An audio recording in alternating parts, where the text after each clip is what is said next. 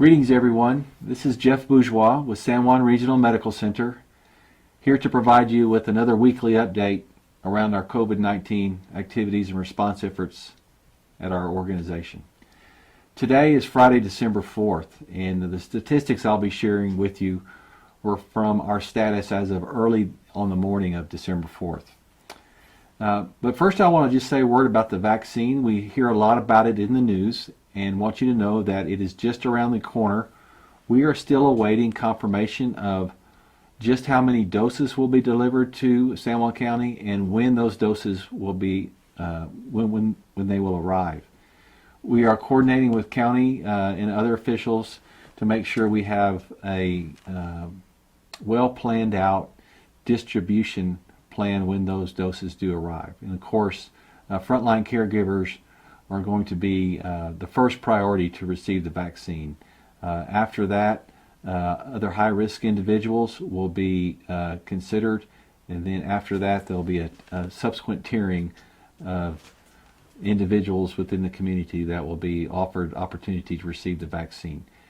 And as more doses become available, we will continue to learn more at those times, and of course we will share everything with our community through this venue and others to make sure we can keep everyone as informed as quickly as possible. But for now, we have to pay attention. This second wave of COVID-19 in our community, in our state, is much greater than our first. I encourage everyone to stay informed. Please visit our website at sanjuanregional.com for up-to-date information.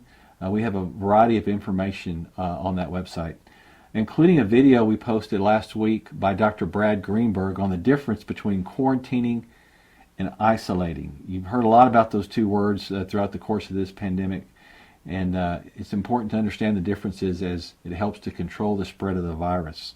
So I encourage you to take a look. We update information on our website regularly to also help keep you informed. But right now, it's so important just to practice the COVID-safe practices that we've heard about time and time again over the last 10 months. Wear a mask, socially distance, and wash your hands. Now more than ever, I ask every single member of our community to support these practices, to support our frontline caregivers.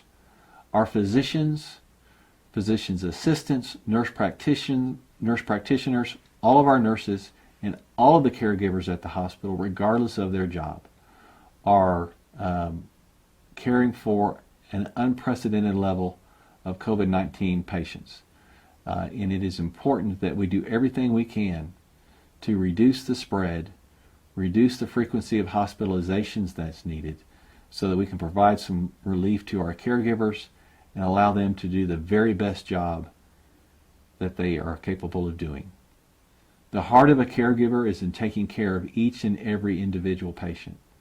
And the sheer volume and burden of the intensity of care of treating these COVID-19 patients is making it difficult for caregivers to do everything that they feel they know how to do to take care of patients. We will continue, as always, to do our part as your community-owned and operated and governed hospital to provide the very best care and access to care that we can. So again, help us and help our frontline caregivers by masking up, washing your hands, socially distancing, avoiding those large group gatherings, and everything else that you've heard around COVID-safe practices since this pandemic began. So earlier this morning, let's get back to some of our statistics. We had a total census of 142. 71 of those were confirmed COVID-19 patients, exactly half of our total census. 11 total patients intubated, and 8 of those were COVID-19 patients. This slide shows you the census, and that double line of purple and green shows the overall COVID-19 census and how that's grown in recent weeks. And it's really a little understated for today, as I mentioned, because we truly have 71 COVID-19 patients earlier this morning. This slide is really concerning to us at the hospital, and it should be to you as well. it represents the rolling 7 and 14-day average of positive test results for tests we've taken at the hospital. The green line is the rolling 7-day average, and the red line is the rolling 14-day average. And you can see that rolling 14-day average is at 25%.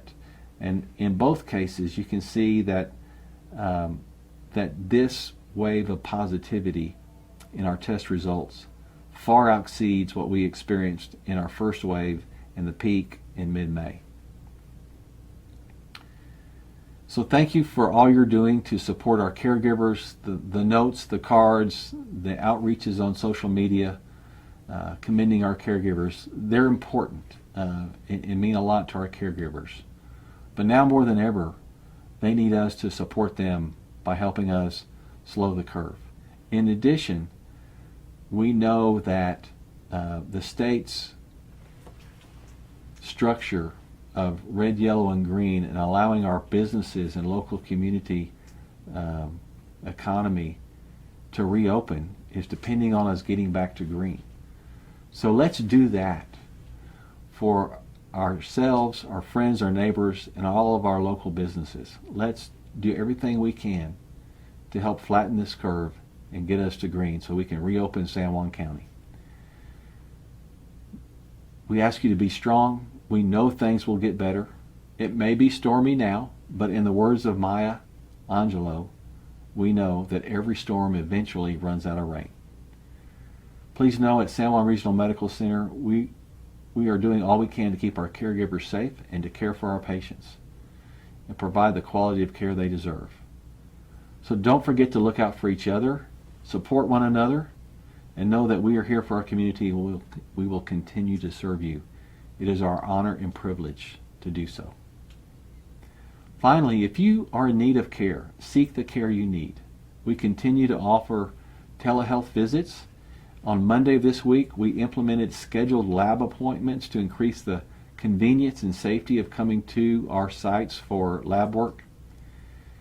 And again, if I've said it once, I've said it 5 times already, I believe now. Stay safe and be the example in providing COVID-safe practices. Thank you for your time today. God bless and have a peaceful weekend.